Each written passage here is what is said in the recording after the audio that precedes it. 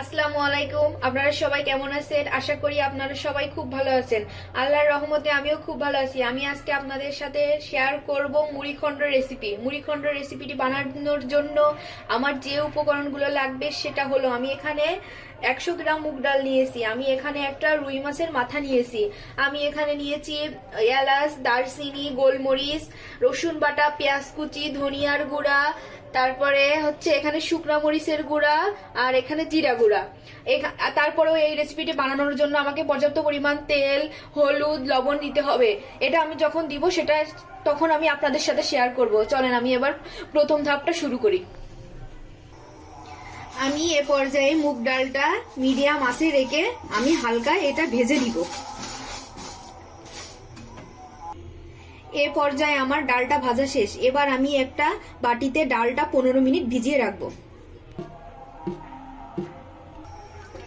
এ পর্যায়ে আমি মাছগুলো ভেজে নিব। মাছগুলো ভেজে নেওয়ার আগে আমি ফ্রাই প্যানে তেলটা গরম করতে বসিয়ে দিয়েছি।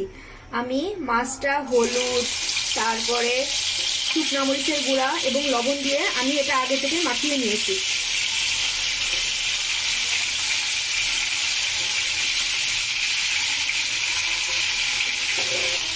আমার মাছগুলো ভাজা শেষ। এ পর্যায়ে আমি মাছগুলো তেলের ভিতর থেকে উঠিয়ে নিব।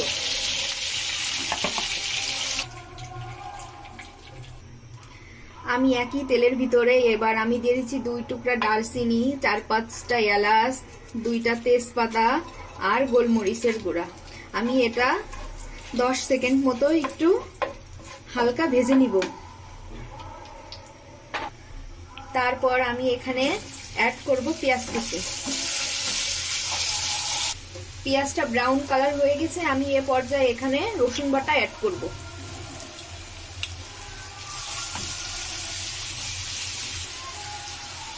এ পর্যায়ে আমি এখানে লবণ অ্যাড করব। এ পর্যায়ে আমি এখানে অ্যাড করব 1 চামচ শুকনা মরিচের গুঁড়া, 1 চামচ জিরার গুঁড়া, 1 চামচ হলুদের গুঁড়া, 1 চামচ ধনিয়ার গুঁড়া।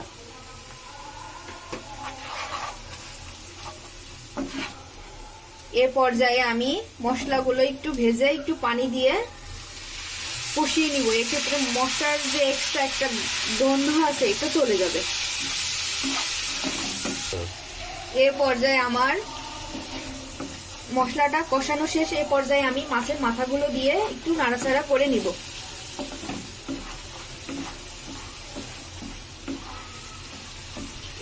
আমার মাছগুলো কষানো শেষ। এ পর্যায়ে আমি আগে থেকে ভিজিয়ে রাখা মুগ ডালগুলো এবার মাছের ভিতরে দিয়ে দিব।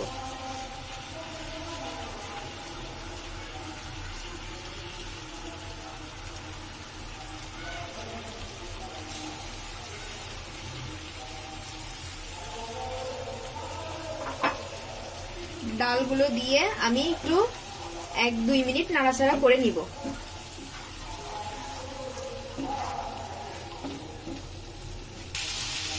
আমি 2 থেকে 3 মিনিট ডালগুলো দেওয়ার পরে একটু হালকা কষিয়ে এই ক্ষেত্রে আমি আগে থেকে গরম পানি করে রাখা এর ভিতর অ্যাড করব।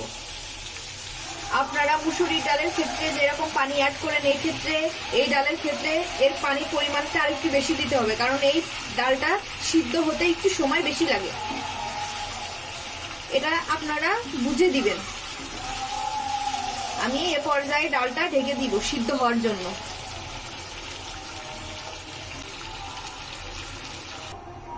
মিডিয়াম আছে আমি এটা এবার রান্না করে নিব। 20 থেকে 25 মিনিট রান্না করার পরে এ পর্যায়ে আমার মুড়িঘন্ট রান্নাটা শেষ। এ পর্যায়ে আমি এখানে হালকা একটু জিরা ভাজা গুঁড়ো দিব, এতে করে খাবারে একটা সুন্দর টেস্ট আসবে। অপশনাল, আপনারা এটা ইচ্ছা করলে স্কিপও করতে পারেন। বন্ধুরা, এমন সুন্দর সুন্দর রান্নার রেসিপি পেতে অবশ্যই আপনারা আমার চ্যানেলটি সাবস্ক্রাইব করবেন এবং লাইক কমেন্টস দিয়ে আমার পাশে থাকবেন। ধন্যবাদ আপনাদের সবাইকে।